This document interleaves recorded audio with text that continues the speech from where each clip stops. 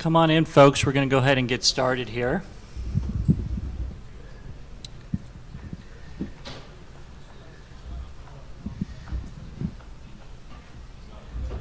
Well, good afternoon, everybody. My name's Jim Levy. I'm with Focus on the Family and a member of the NRB Radio Committee. And on behalf of NRB and the Radio Committee, we'd like to welcome you to today's session on developing a brand that yields great ROI. And we're excited to have Charles Lee with us here today. Before I introduce Charles, I want to let you know just a couple of things. First of all, we have some feedback forms on your table there. If you wouldn't mind filling those out before the end of this session and leaving them on the table in the back, that would help us greatly. Every year we take a look at what sessions are of importance to you and what works, what doesn't, and we really covet that feedback. So if you could fill that out, that'd be great. In addition to those forms, on Tuesday, tomorrow, from 3 to 4 p.m. in this room, Bayou A and B, we have our advisory council session, and this is a time for all of you to come and join us. Share your feedback about the convention, what you liked, perhaps what you didn't like, maybe some ways we can improve, maybe some speakers that you'd like to see at NRB.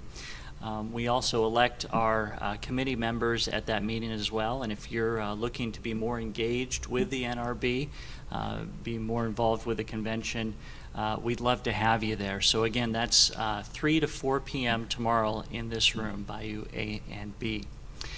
It was last year at that radio advisory committee that and the advisory council that a few folks had shared that they would like to hear more in the area of branding, and specifically branding that brings in great ROI. And we had looked around the country, and one of the folks that we felt really good about was Mr. Charles Lee. Charles is the CEO of Ideation. It's an idea agency that specializes in helping organizations and businesses take their ideas and make them remarkable via creative strategy, organizational development, branding, design, marketing, web, social media, and influencer engagement. He's also the author of Good Idea, Now What? A book that guides people in implementing ideas well. In addition, Charles is the creator of grassroots efforts, including the Idea Camp, Ideation Conference, the Freeze Project, as well as the co-founder of Just One. Charles regularly speaks around the country on topics such as creative process, idea making, innovation, branding, new media, and social entrepreneurism.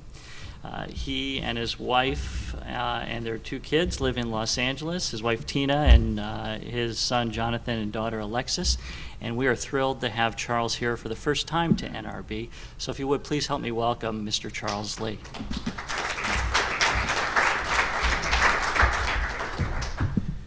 Well, you made it after lunch.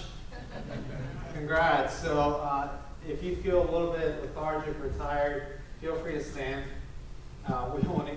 It's fine to walk around if you like. Well, my name is Charles, and I'm here. I just want to spend just a few minutes with you. These workshops are fairly brief, and in that short time, realistically, I would love for you to just walk away with 1 or 2 main thoughts that you may be able to implement into your own context. The title of this workshop is Developing a Brand That Yields Great ROI, and the way that I thought I'd do this in really quick snapshots, and we'll have about 10 minutes at the end to talk through some questions you may have, or you would like some more clarifications or examples on how groups or companies are doing this, you're more than welcome to. Our company primarily works with businesses and some smaller percentage of nonprofits, and we work a lot in this area of brand integration, both externally as well as internally within an organization. So the way that I broke this down is in the first little section, I just want to frame what we mean by brand and how it impacts ROI, or return on investment. The second part is actually achieving brand clarity, and I'm going to throw some questions of the ways of thinking about your own brand that may help provide some clarity. And the third is curating and scaling your brand. Once your brand is in motion, and many of you already have established entities, you're going to gain momentum, and as you're gaining momentum, certain things to think about as you're scaling. Sound good? Yes. All right. First part, framing brand and ROI. If you look around our world today, the world is incredibly cluttered. Anybody agree? Yes. If you think about the products and features that are out there, that creates a lot of clutter. So if you're launching a new campaign, a new company, a new endeavor, a new project, a new department, it's going to be surrounded by a ton of clutter. It's also, we're constantly surrounded by the amount of information. Anybody ever been like overwhelmed on a Google search result page? Right? All you wanted was just one answer, but you got 6 billion other pages to now look at. And that's kind of the world we live at. So if your idea wants to, if your company or your brand is something that will eventually distinguish itself or stick out in the midst of everybody else, it needs to be able to rise above this clutter. The other area to think about is like things like marketing clutter. The world of advertisement and marketing has definitely shifted in the past 5 years. It continues to at a rapid pace. In fact, some would say that the market is faster than any one company, including yours, which means as you're developing somebody's already developing a way to remove you from the market. That's the world we live in.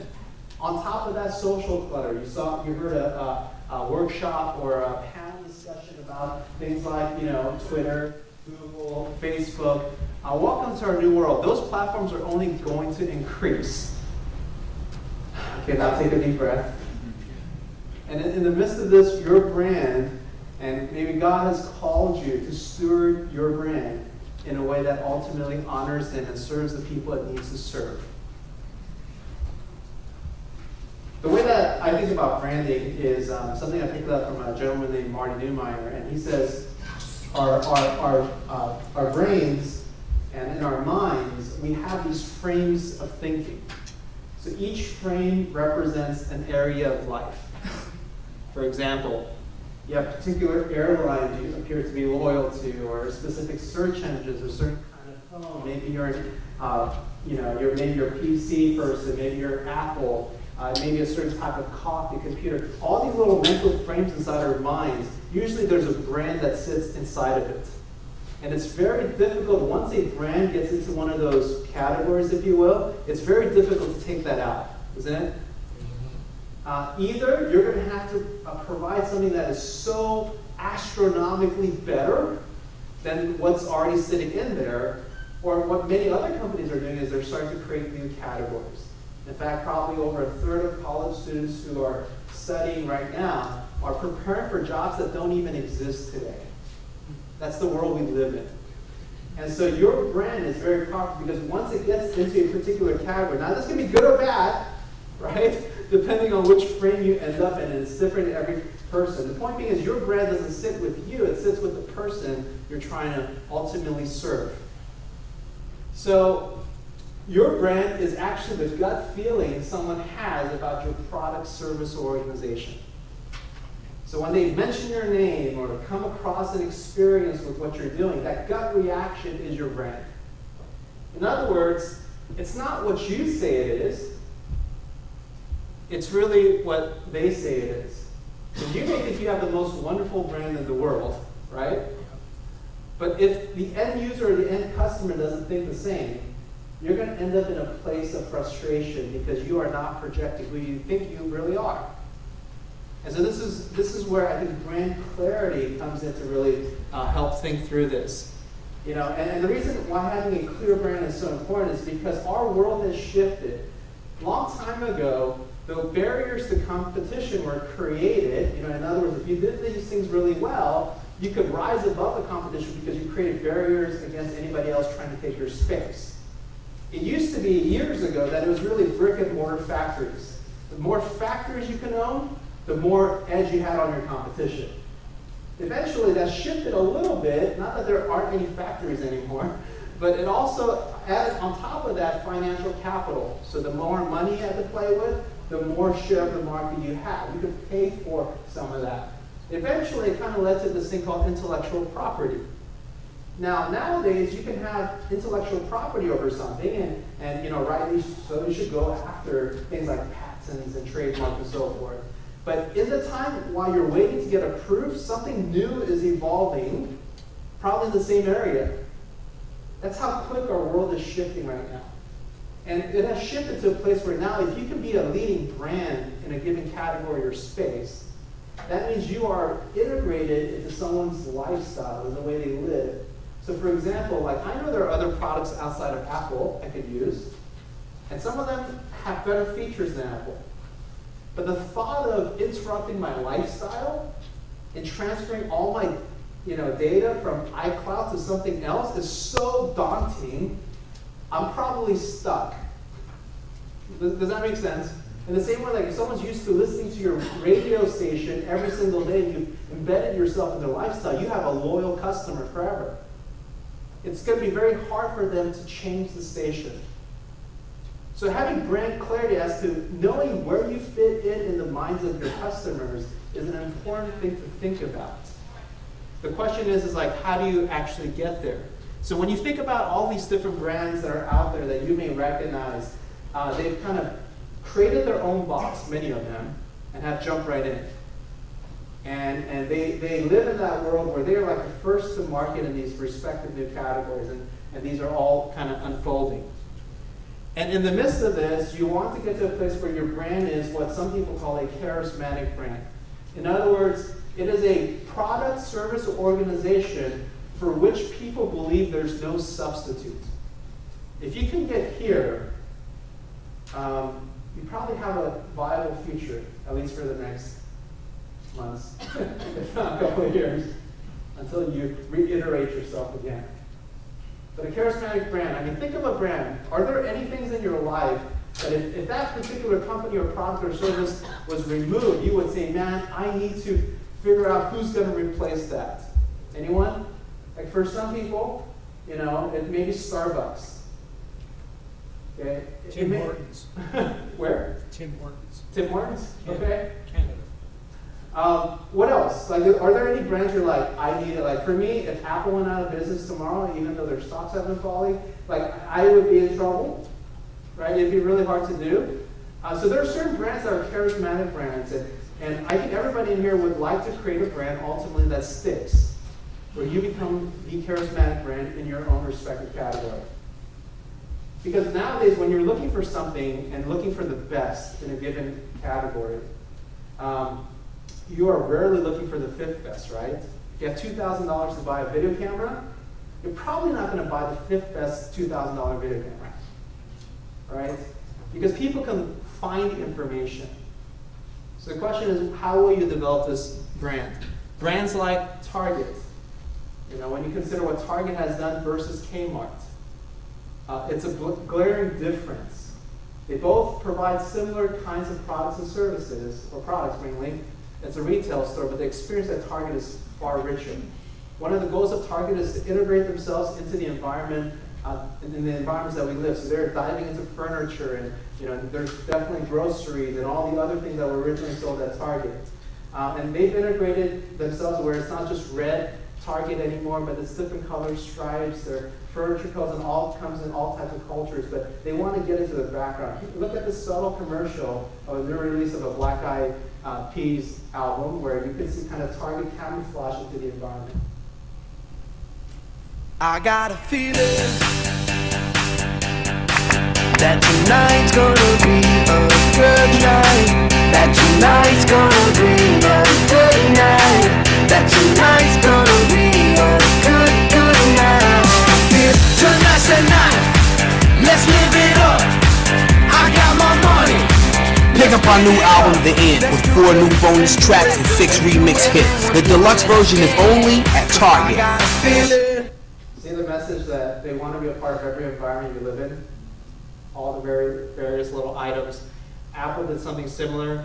You probably recall this commercial about integrating the lifestyle. Hello, I'm a Mac. And I'm a PC. We use a lot of the same kinds of programs. Yeah, like Microsoft Office. But we retain a lot of what makes us us. But you should see what this guy can do with a spreadsheet. It's insane. Oh, shucks. Yeah, and he knows that I'm better at life stuff, like music, pictures, movies, stuff like that. Whoa, what exactly do you mean by better? By better, I mean making a website or photo book is easy for me, and for you, it's not. Oh, that kind of better. Yeah.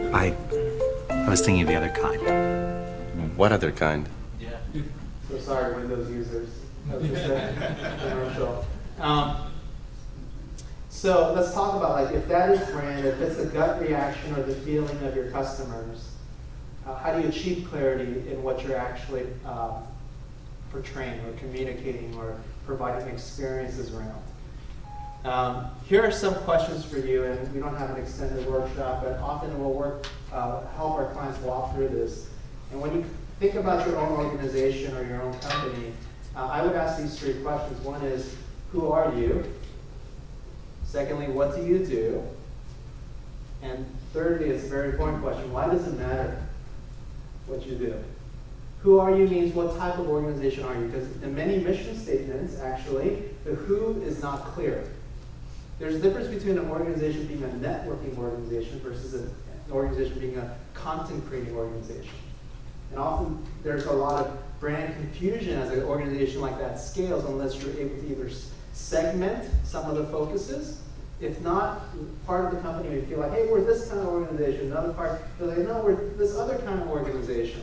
And the other thing is, what do you do? What do you uniquely do? What's the value proposition you bring to the table that could be a benefit to what others may, even though they may appear to be your competitors, what is it that you're bringing to the table that may be a value add to the overarching tribe or the overarching industry that you're a part of? And the third thing is, why does it matter that you exist?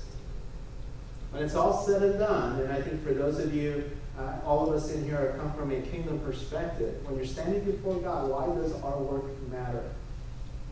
And so if you were to kind of reframe this, one way to think about it is this, and some of you may have seen a diagram like this, is many brands focus on communicating or creating the what's, the features, if you will.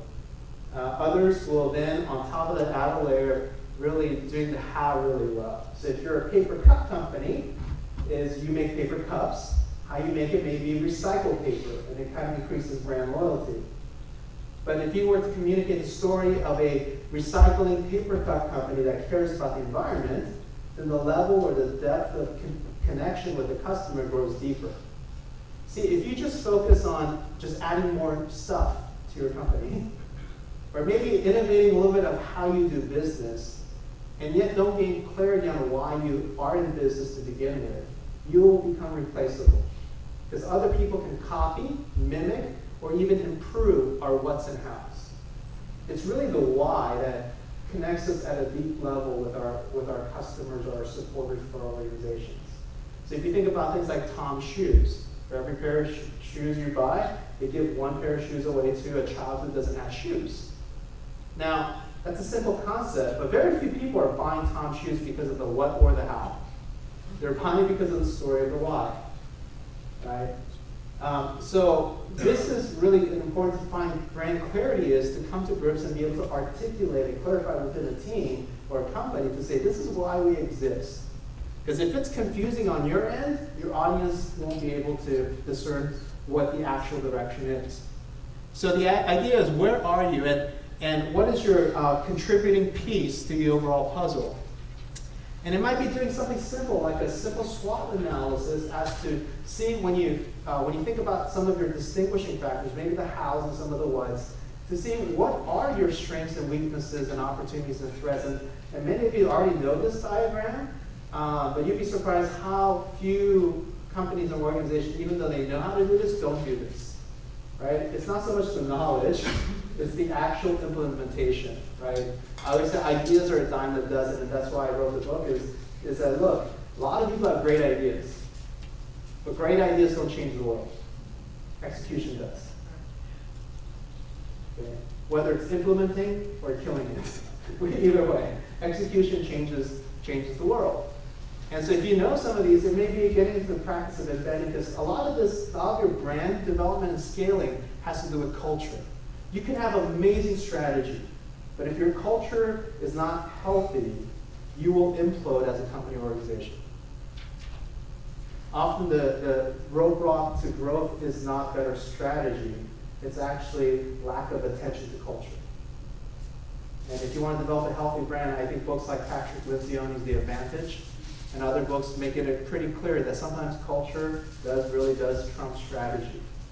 And so think about part of your brand is your culture, and I'll explain in a chart in just a moment. And then thinking in terms of who it is you're actually serving. And this may be obvious, this may be basic marketing 101, but it's a good reminder is that as you're developing your brand, especially as you start scaling your brand, keeping in mind who you're ultimately serving. The way you engage the end user, maybe it's a radio listener, maybe someone who watches your TV show, there's a particular way you engage them. But you also should be engaging gatekeepers, right? Who are the gatekeepers to your viewers or listeners? And then also who are the influencers who influence the gatekeepers to give you access or provide a pathway for your end user or your customer. So it's really thinking in terms of, as I'm developing this brand, I can't just create one package to give to everyone. I got to start segmenting and thinking more strategically. So we have a client in Atlanta that's a very innovative leading physical therapy group. Their end user may be the patients, but we realized in our research that some of their gatekeepers are actually especially for the men who are potential patients, is that it's their spouses. Their spouses see them in pain and they're like, stop being such a manly guy and go get help.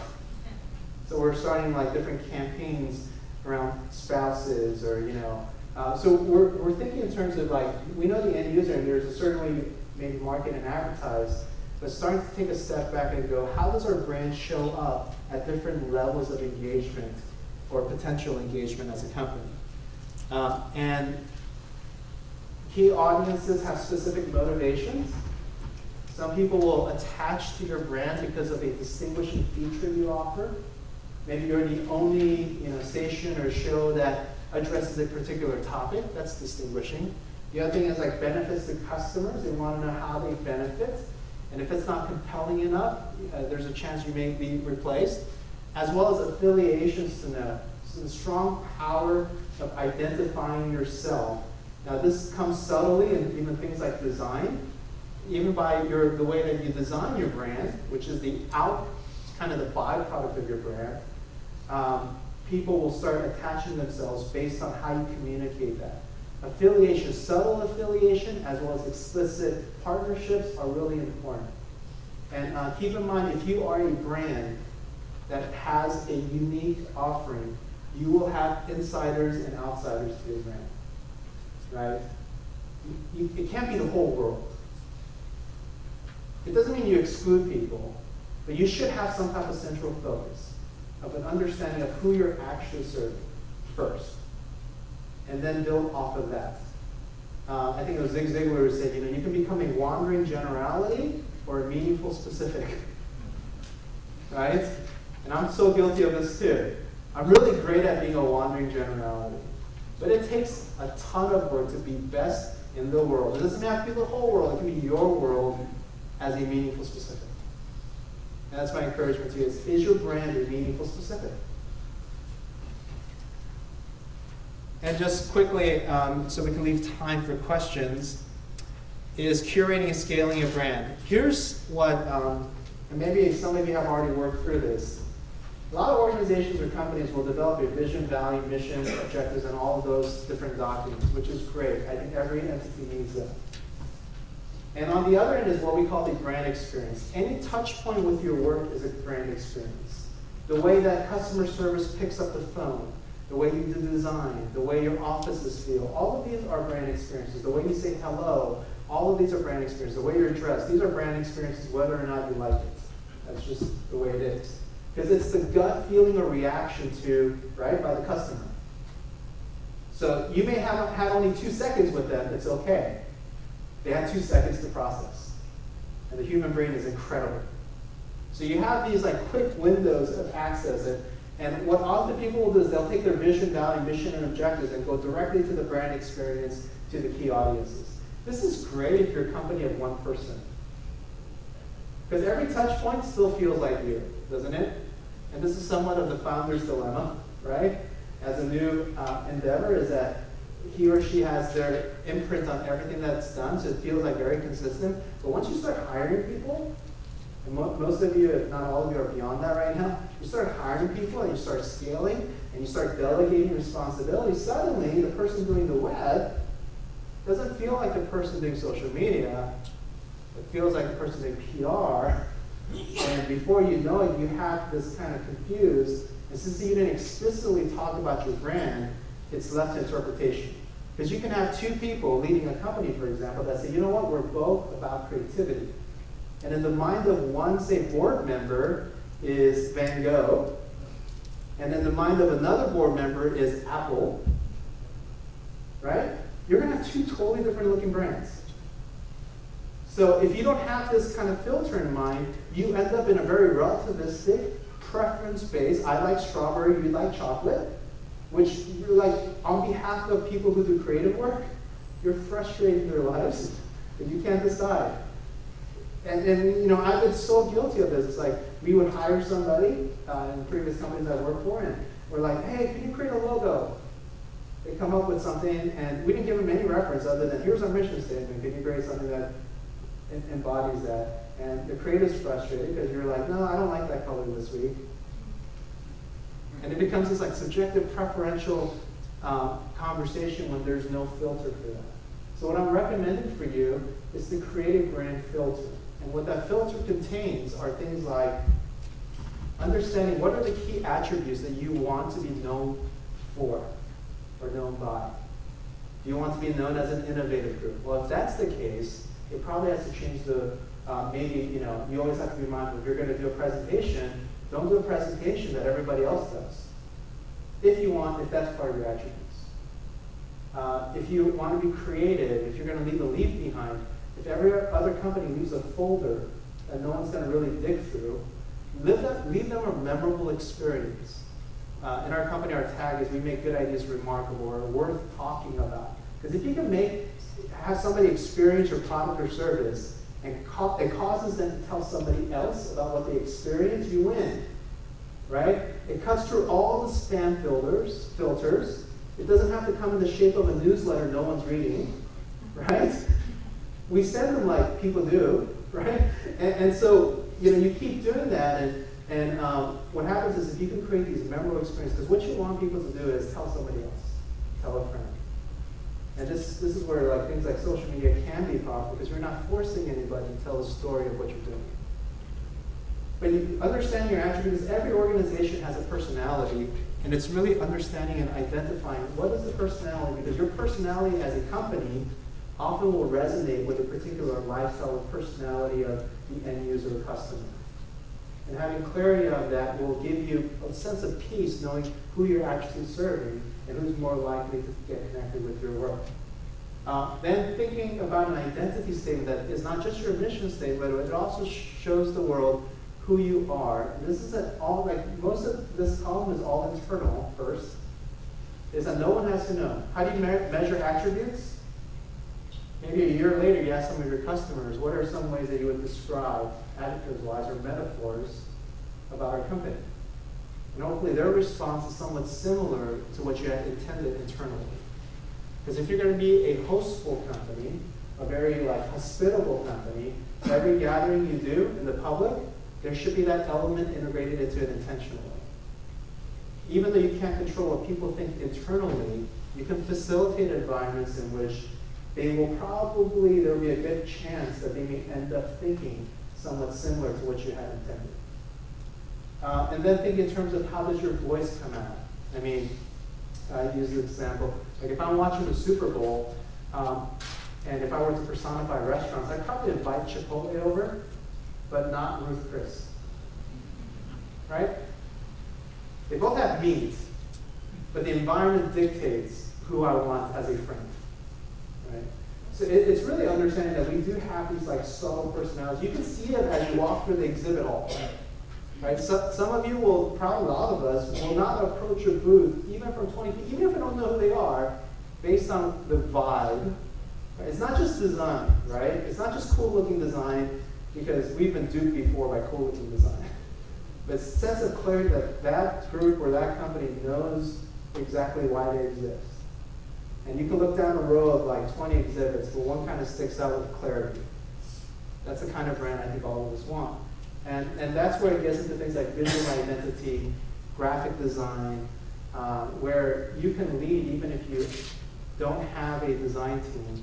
You can lead people with more than a mission statement because this is our brand. Could you create something within the boundaries of what we're finding clarity on? And then that works into things like culture. The point is not just to have a cool office, but it's to have an office that embeds naturally the values that matter to the company or organization.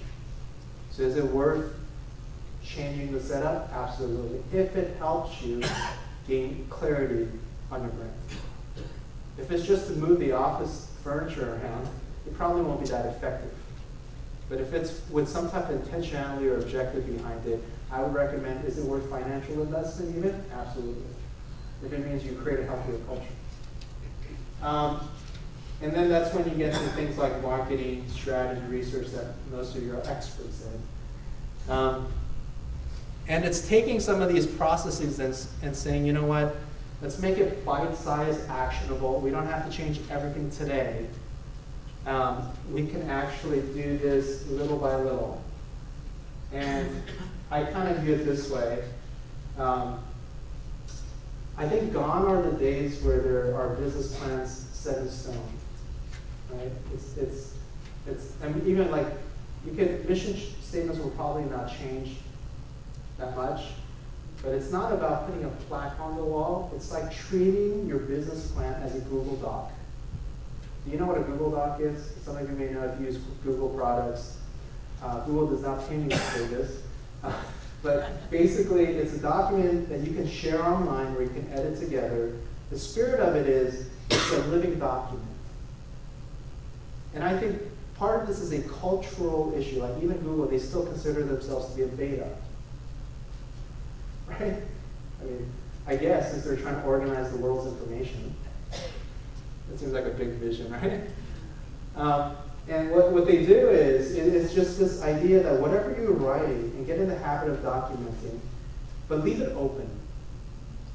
So whatever you're working with, if you could, because you'll have a lot of permission if you create a culture of permission, right? But that's difficult in certain companies, because there is no culture of experimentation or permission. If you look at most innovating companies, they spend a good chunk of time and money on things like R&D.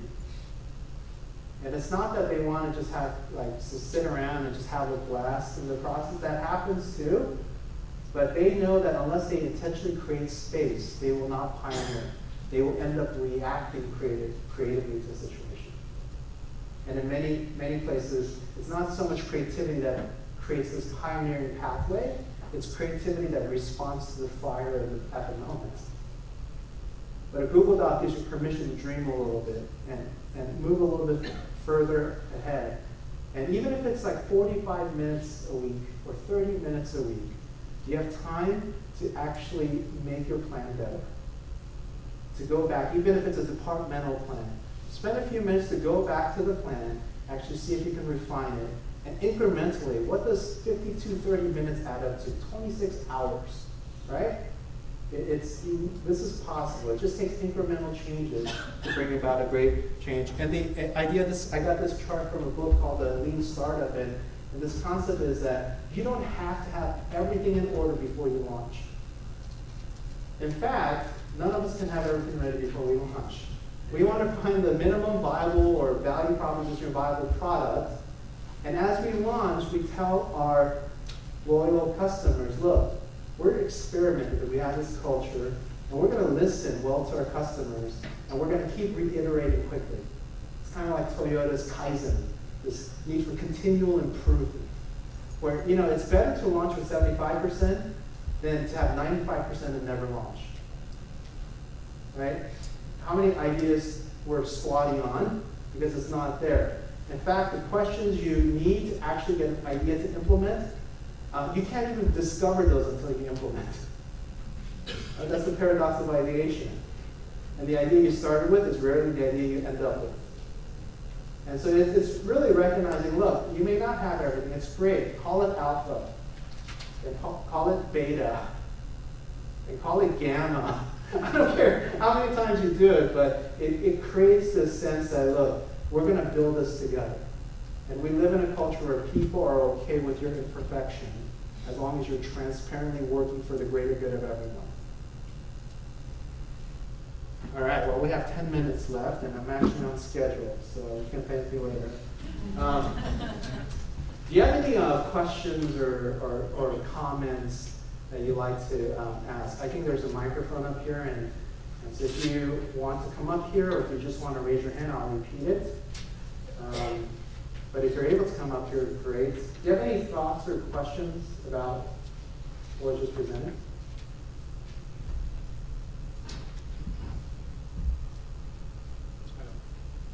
Yes. You said, like, who are you, what do you do, why does it matter? Yeah. The most basic is the who are you, but could you elaborate just a little on that? Yeah, so he's asking, like, who are you, what do you do, and why does it matter? And the most basic seems to be, who are you? In many ways, some would argue that it actually starts, the who and the why are kind of intertwined. Yeah, is it like the macro picture you want, or the micro? Yeah, so the first with the macro sense of like who you really are, that really should inform why you're doing what you do, right? Or your why may actually frame who you need to become. And how important is the name to be associated with that?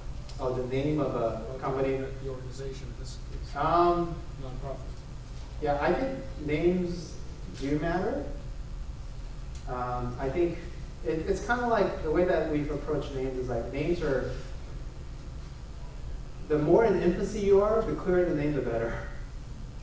But if you have a longevity or a particular name, I wouldn't change it, but I think I would play with things like taglines. Like if you think about like Nike, what's Nike's tagline? Just do it, right? It's not descriptive of their mission.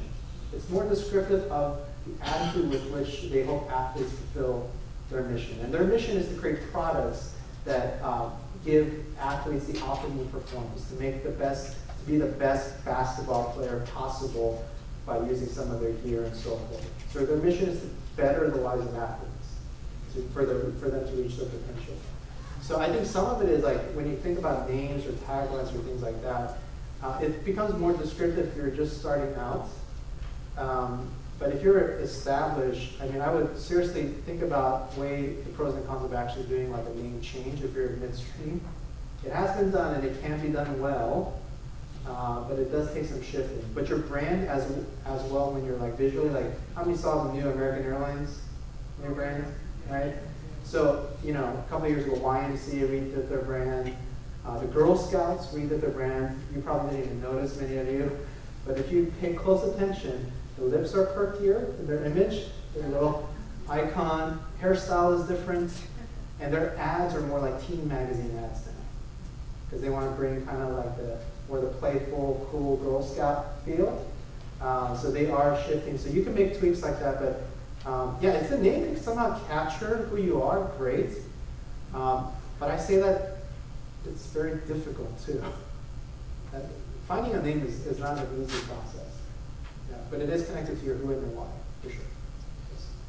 Yes. This is a great presentation, Charles. Thank you. I know that it's you kind of described this as a living, ongoing process, but at the same time, if you're kind of starting out and want to brand yourself, these things can bog down when you involve a number of chefs, and I know you want input from everyone, but how many people should be engaged in this? Who should be the ones who make some final decisions, and how long should this process last? At what point do you say, okay, we've got something close enough, now we're moving forward? Excellent, excellent, thank you. Is it Michael? Yeah. Okay, thank you. I think a lot of that varies on the size of your organization, how your pre-existing organization structure is like. When it comes to things like brand, it does help to, it's one thing to get feedback of the process or the progress, but that's different from the actual decision maker. I usually recommend, we try to minimize the number of cooks in the kitchen that ultimately make the decision. That's just a practical, I think, a leadership advice, is that if you have 20 people deciding on something, it becomes incredibly hard. It can be done. We recently got approval for a brand direction for a small private college that had 23 board members. Okay, And we have 22-1 votes in favor, but it took 500 pages of documenting to get it to that place. Okay, but which I understand because there's a lot of people in that room. But it's also identifying like who ultimately makes the decision. Not everybody has to make the decision. Because you can still create a culture of input where people's opinions are taken seriously and not just ignored. And there's a fine line, isn't there, culturally? You can tell if they're just doing that just to do that or if they actually want to listen. So if you have a culture, assuming you have a culture where you actually want to listen, you're going to be okay asking for input from a lot of people.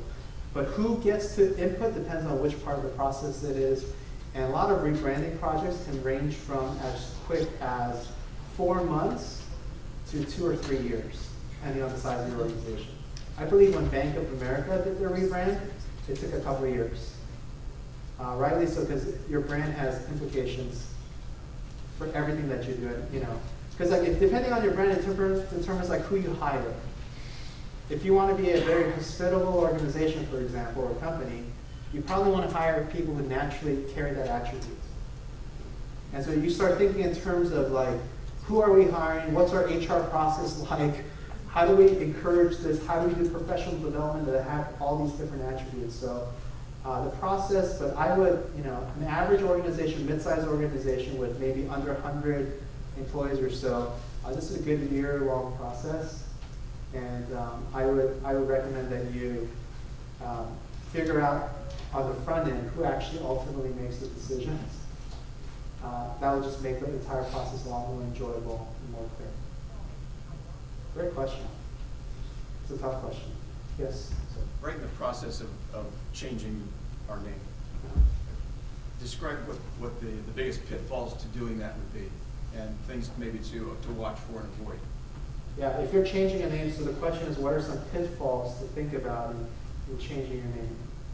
I'm assuming you've done research on all the potential proposed names and how other people are using it, potentially. Given our digital age right now, there's some really helpful sites where you can search your name in like over 400 different social platforms. And there are some services that allow you to create accounts for many of them while you're signing up for it. So there's some ways to streamline. I think you do need to pay attention to like, if you're like about to launch something as generic as Grace Ministries, right? And I'm sorry if you're the originator of that, okay? But there are a lot of copies, right? So you want to think in terms of, we're living in a time where people are probably going to search you out. You're going into a meeting, they're going to search your name. So I think it's doing the back end research to say, can people find me or find us if we switch this name? Is there a lot of competition in the way that this name is used? Sometimes names are used differently in other industries, so you want to maybe do your homework and think in terms of, it sounds great over here, but will it communicate something that really hurts us in a different industry? So you can kind of follow some of the etymology as well as the uses in multiple different industries. But this sounds very superficial, but it's so true, and that is, you want your name to be able to have a consistent ID regardless of the platform. So if your name is, I don't know, let's make up a name, NRB, I don't know, NRB. I would try to make sure that everything related to NRB is available, or as much, or at least the major platforms. And I would just grab all of that before I make an announcement. I would get all of that. I would just buy everything related to NRB. NRB schools, NRB forums, NRB network, NRB, I just kind of do all that just in case. In your best time to do that kind of research. But it should capture like really the who or the why of what you do. If you're like in a very like technical industry or service-based industry, then your name can represent the actual service you provide. So depending on like where you are, will determine, but that's some ways to kind of maybe make sure that you've done your homework and 360. Anyone else? Yes. We just changed our name about 5 years ago when we went through that whole thing, and we found that the 2 words is best, 3 words is most. Would you comment on that? Yeah, and the shorter the name, I think the better, generally. It just makes shorter URLs. I mean, Some people joke around saying that, you know, if it's not available on register.com or GoDaddy, it's not God. Whatever name it gives you. But it's this understanding that that's the world we live in. It's an imprint. So if you can make it shorter, great. But don't make it so short where you're like, our company is the number one. You know, you can become way too general. So there's kind of this balance where one extreme would be way too general, the other extreme is way too detailed, and your name's like, you know, 12 words long. That would be a problem as well. I think wisdom is in the middle somewhere. But the 2 or 3 word rule is great. They're harder to find. Yep, they're much harder to find. Yes. We run a nonprofit, and the donors, the people that fund our work, are different from the people we serve. It's not like we build wells; we sell ideas.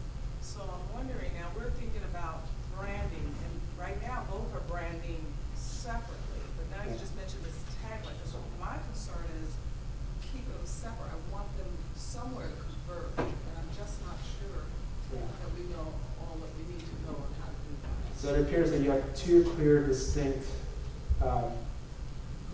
groups, right?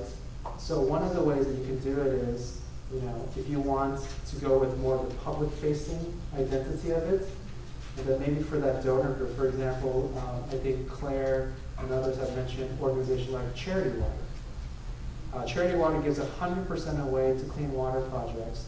So they will actually raise separate money to pay for all even the credit card transactions you do online to make your donation.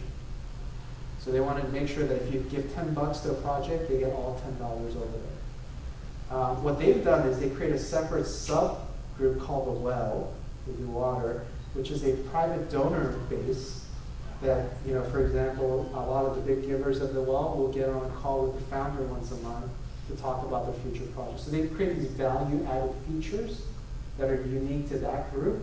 And so that group doesn't care that they're not communicated in the same way as the general public. So they're not as concerned about how you brand it to the public. Yeah, so if you have donors who really believe in what you're doing, they're probably less concerned on how you visually appear. They just want to make sure that you can have the same attributes both to the public and to the donors and be a consistent brand. But the way you communicate to them, you know, there may be some opportunities for you to rethink of them as a special group, to really care for them in a way that you wouldn't necessarily with the general public. I think we're stopped. This is stopped, so I'm going to stop. So thank you so much.